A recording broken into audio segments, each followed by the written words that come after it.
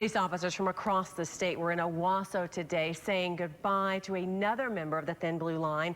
NewsChannel's Tyler Butler spoke with the department's chief about how the death of Officer Howard Smith is affecting others on the force still reeling from the loss of two other close friends. It's a sight to behold. Dozens of police cars lining the streets, all to say goodbye to a fallen officer, Howard Smith. But sadly, this is not the first time Owasso has seen this sight in recent memory. Obviously, the morale is pretty low considering that we lost two full-time officers and a former reserve officer in the last 30 days. So it's pretty low. Chief Dan Yancey is talking about his officers, who he says aren't just dealing with the loss of coworkers, but the loss of friends, a pain that he feels personally. And that's what makes it tough. You know, even though I'm the head of the agency, I am close to them.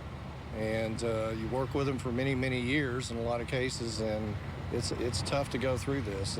Officer Howard Smith was responsible for expanding Owasso's SWAT program, helping to keep citizens safe.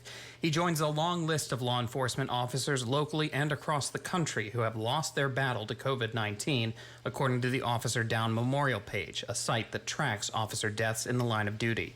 They say that COVID has been the leading cause of death of law enforcement for 2020 and 2021. Their website says getting a vaccine is just as important to officers as wearing a vest and a seatbelt while on the job.